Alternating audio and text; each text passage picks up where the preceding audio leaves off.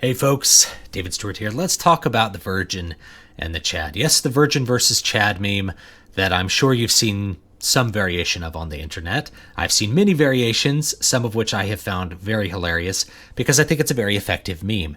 And like all effective memes, it points to the truth. That truth is the underlying reality of the sexual social hierarchy, especially as it applies to males. If you were to try to make a Virgin versus Chad meme for females, there would be completely different traits for the two dichotomous halves. The composition of the meme almost never varies. What varies is the content that's placed onto the Virgin and the Chad. What you usually have on the left is an archetypical socially unsuccessful male, the Virgin. He has a collapsed posture. His arms are in a funny position. He walks with his head down. He doesn't make eye contact with people. He's not very attractive. He wears glasses. He's got headphones in his ears to avoid any kind of social interaction that would happen to pounce upon him. And as a result of all of those particular traits, he's not sexually successful. On the other side, you have the Chad. He's in a very weird, awkward pose that doesn't seem to negatively impact him. He has extremely loud hair that's usually colored a bright color like yellow. Often he's wearing like a torn tank top that says ouch or something similar on it. He's drawn with an extremely exaggerated pubic package, and he often has really brightly colored yellow shoes. And then the traits that are assigned to him are all of the traits of a socially and sexually successful male. He walks with his head up. He looks everybody in the eye. He's dominant in a space, knocking people aside as he walks. And oddly, in some of the original versions of this meme, all of these traits are presented in a negative way. Has never heard a song in his life will be pointing to his ears, right? Does not register the emotions or feelings of others at all. And the reason these are presented as a negative is all of the traits assigned to the Chad in the early versions of this meme were how the Virgins viewed the Chad. And all of the traits assigned to the Virgin were how the Chad might view the Virgin. So each of them is putting forth what the other one thinks of them. They are, in essence, the archetypes that exist in the opposite type of person's mind.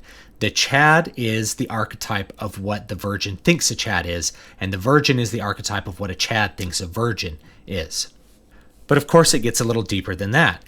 All of the things that the Chad imposes upon the Virgin are things which annoy other people around him and which the Chad knows are preventing the Virgin from actually achieving social success. Whereas all of the things that are put on the Chad are things that the Virgin thinks are bad.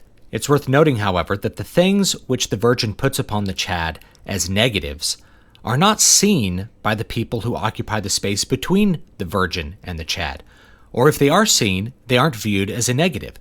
Just as an example, in the original Virgin versus Chad meme, it says, does not register the emotions or feelings of others at all. Regular people would actually interpret Chad's actions to just be assertive and not overly emotional. In other terms, this represents the resentment that gamma males have towards alpha males in particular, and also their inability to understand the alpha males and why they are socially successful. So what does this have to do with the arts? What does it have to do with literature and movies and plays? Well, if you view the Virgin and the Chad as representing archetypes, or maybe even something greater than archetypes, like a meta-archetype, you see this dichotomy being presented again, again, and again in various kinds of media. James Bond, for example, is usually presented as a Chad. He's very sexually successful. He's able to seduce a different woman in every movie. And even when there's a challenging woman that resists his advances, he's able to eventually overcome her defenses and acquire her by the end of the movie.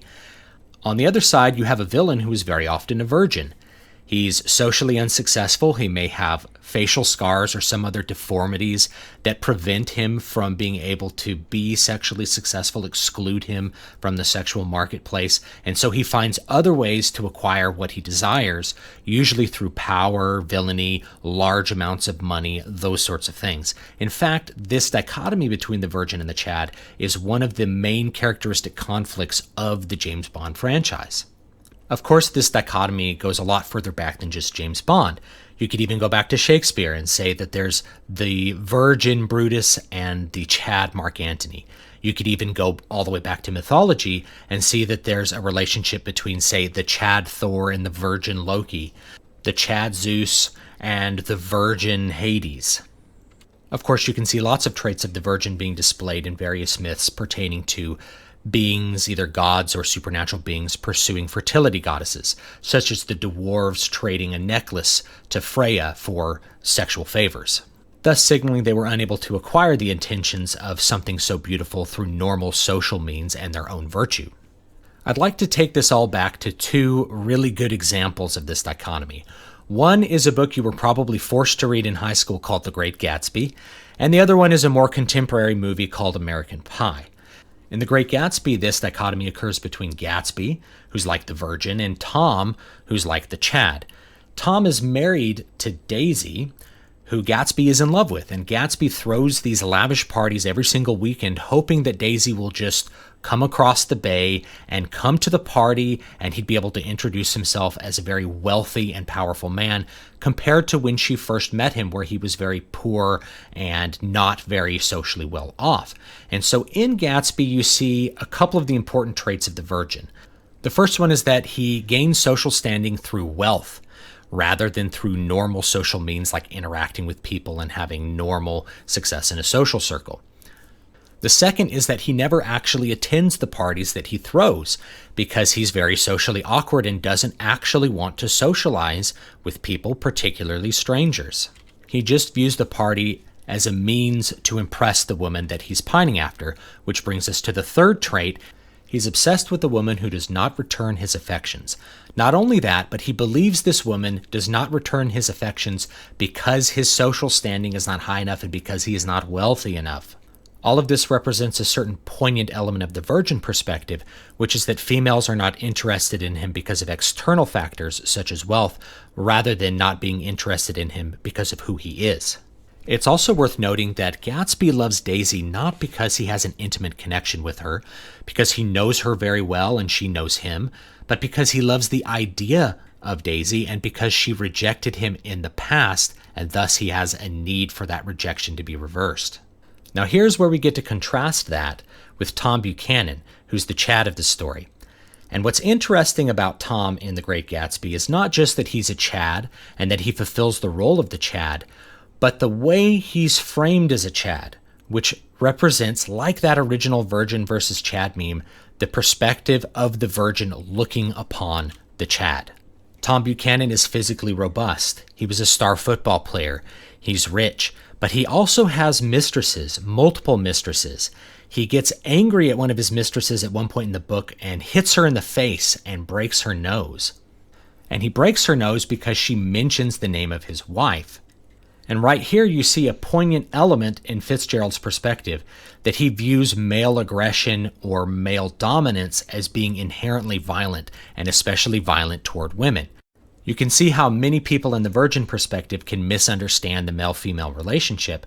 When they see a dominant male who has a submissive wife, they automatically think that he beats her. Likewise, all dominant men must disrespect and cheat on their wives and get angry that they're married to their wife. The virgin views any kind of conflict between a man and a woman as being somewhat sinful, because a man should be so lucky as to have a woman. We can see more of this perspective when Tom Buchanan finds out that Daisy has begun an affair with Gatsby. He gets very upset, even though he doesn't like his wife and doesn't really want to be married to her, that she would begin an affair with another person because he's possessive and he can't have anyone have the things that he has. He confronts Gatsby in a very aggressive and dominant manner. And finally, he has a hand in engineering Gatsby's death after Gatsby strikes and kills Tom's mistress, thus providing a bit of the virgin belief that underneath their strong and masculine exterior, Chads are ultimately cowardly and wicked. This makes all the more sense when you find out that the relationships portrayed in The Great Gatsby may have been inspired by Fitzgerald's own life and his relationship with one Ginevra King, who did not marry him and instead married two different wealthy men. Now, I want to make this point between talking about The Great Gatsby and American Pie, that very often the stories which portray the virgin and the Chad are written by virgins. That is, they're written by gamma males who are not socially or sexually successful. This is why the alphas in their stories are portrayed as wicked, selfish, hostile towards women, and otherwise undeserving of the success that they have. Now, moving on past the stuff that you probably never talked about in your English class when reading The Great Gatsby, and probably what would have made The Great Gatsby a lot more interesting book if you had talked about it, let's move on. Let's talk about a contemporary movie, American Pie. American Pie was a movie that came out, I believe, in 1999. I was still in high school when it came out, and it was a big hit comedy. In this movie, you have a very literal presentation. You have 4 virgins, and you have 1 Chad. Stifler is the Chad. He's the only guy in the group of friends who's had sex, and he constantly torments and teases the other boys for not having engaged in sex. So the other 4 boys decide that they're going to lose their virginity by the time that they graduate, thus moving out of the virgin category and into some other category, maybe not Chad, but definitely they no longer want to be the virgin. This is great because you have a literal presentation of virginity equaling sexual social status. And like other forms of media, you see that Stifler, the Chad, is presented as a somewhat comical and contemptuous character, a character who's undeserving of his social and sexual success. And owing to that portrayal, he ultimately gets his comeuppance at the end of the movie when he finds one of the virgins having sex with his mother. The virgin achieves dominance over the Chad by making himself the Chad's father. As far as the virgins go, you actually have 2 different categories that are presented with these 4 characters. The first category is more like what an actual beta male would be like. These are the characters Chris and Kevin, and they are pursuing actual romance with another female, hoping to sleep with her and actually having a relationship with her.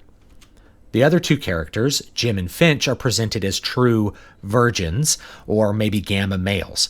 They're not in a relationship with a female, they don't know how to get into a relationship with a female, and so they resort to non-social means or non-traditional means to try to acquire what they want, which is access to sex. In Finch's case, he pays a girl to spread rumors of his sexual prowess, hoping that that will attract the attention of other females. This represents a particular virgin perspective, that women are interested in a man because he's, quote, good at sex. And for anyone that has any kind of experience with women, you know that that is woefully naive. So of course it doesn't work, and he ends up becoming even more embarrassed and even lower on the hierarchy when he has a potty humor incident about midway through the movie. Now the other ultimate virgin, Jim, tries to acquire access to sex by seducing a naive foreign exchange student. This represents another kind of virgin fantasy, which is the belief that you can acquire sex by being involved with somebody who's outside of the social sexual hierarchy or is otherwise immune to it, somebody who doesn't understand it or who is essentially at a disadvantage to you intellectually, socially, or in terms of language and understanding. And in that way, it's actually quite a dark fantasy, and one that could probably go to some dark places, which explains why some more desperate people in the virgin faction end up doing really awful things to try to acquire sex. I'm looking at you, creepy male feminists. All of this blows up for the Jim character when he does something very creepy and attempts to film the foreign exchange student changing at his house for his friends. Now, this girl's very attractive. She would be normally out of his league in terms of the sexual social hierarchy. And so his friends, of course, are also interested in her, which is alluring to the virgin. He wants to have social standing by being able to acquire an attractive mate. Now, while she's changing, she finds Jim's pornography collection and begins to enjoy herself with it, which prompts Jim to go in and try to seduce her at that point. Of course, it doesn't work out for him, and he ends up having premature ejaculation before he can do anything with this girl. And also, unbeknownst to him and the girl, the videotape is being transmitted to the entire school, which not only embarrasses Jim because of the virgin fear of not being able to perform sexually, as well as the virgin fear of reaching climax too quickly because you're not used to sex, it also causes the foreign exchange student to be sent home due to the scandal. So by the third act of the movie, the prospects for Jim and Finch to be able to lose their virginity is highly, highly diminished compared to where they began at the beginning of the movie. They're even lower on the social sexual hierarchy. Meanwhile, the beta male characters are already questioning the desire to just lose one's virginity as a goal in and of itself and actually enjoying romantic relationships with their female companions. In other words, they're not sticking within the virgin mindset and are acting like normal dudes. At the end of the film, everybody loses their virginity. The betas lose their virginity in the normal way, in a normal relationship with the woman, and the gammas lose their virginity essentially according to virgin fantasies. Jim loses his virginity to a sexually dominant female who takes sex from him rather than him having to actually seduce her, having to actually pursue and acquire her as a mate. The fantasy is that you won't have to be a masculine dominant male. You won't have to improve yourself to that standard in order to acquire sex. All you need to do is to find a woman who's actually dominant and masculine who will take sex from you. Finch loses his virginity to an experienced older woman. In this case, it's Stifler's mom, and that also provides an opportunity for Stifler to get his comeuppance by seeing Finch, the ultimate virgin of the group, having sex with his mother. This relationship itself is highly bound up in the virgin perspective. The belief that you can acquire access to sex by dating outside of that social sexual hierarchy, going to an older woman, and also that you would be judged as a competent lover by this older, more experienced woman, a woman capable of judging your actual skills at operating the sexual machine, as it were. So there's a fantasy that your misanthropic carnal desire will end up being satisfying to the other party. So I'm sure you can find many other examples of this dichotomy in various art throughout history. I don't have enough time to go into every single one, but those are two really good examples. And one of the things that presents itself to me in those two examples that I think may be unique to the 20th century, but probably to earlier centuries as well, if you were to look deep enough, is that literature is often written from the perspective of the virgin. Why is that? Well, if you think about what the virgin is doing in order to acquire status in the social sexual hierarchy, he's going about it through other means. He's cultivating other talents rather than physical ones, rather than social ones, which seem inaccessible to him. He acquires talents like writing. He writes books. He writes music. He does other things to try to acquire female attention outside of the normal way. Now, the thing is, these things are not entirely unsuccessful. Once you leave high school, the value of talents that you've cultivated rises significantly, whereas talents like being a star football player start to lose value, and so you can rise in the sexual social hierarchy, potentially a whole lot. However, there's some people that never seem to leave high school. They're perpetually virgins. Even after they lose their virginity, they're always acting like the virgin in the Virgin versus Chad. They're always resentful of Chad. They don't understand how he acquires easy access to sex or how he acquires mates. And if these people are writers, they end up writing from that perspective, maybe in ways that they don't fully realize. Because I think part of that social deficiency which makes them virgins is the inability to look at another person and accurately evaluate them and actually make a connection with them. This is one of the things that Chad is actually successful at. It's not that he doesn't understand other people's emotions. It's that he actually does understand their emotions. That's how he's able to acquire connections. That's how he's able to develop relationships with women. It's because he actually has the ability to understand what another person might want or might like or might enjoy. And that's how you develop friendships, relationships, everything else. He doesn't dress flamboyantly because he has no shame or no sense of style, but because he doesn't really care what other people think of him, and it probably works. So I hope you've enjoyed this little presentation. Don't forget to like, comment, and subscribe. You can find my books at dvspress.com or just search for my name on Amazon, David V. Stewart. You can find more of my work at davidvstewart.com, find my music at zolonline.com, and down below the video there should be a link for some Teespring t-shirts if you want to support the channel by buying a t-shirt. I'd really appreciate it, and I'm still on Patreon, patreon.com/davidvstewart. You can find me there and drop me $1 if you found this content useful or interesting. Thanks so much for watching and listening, and I hope you have a great day.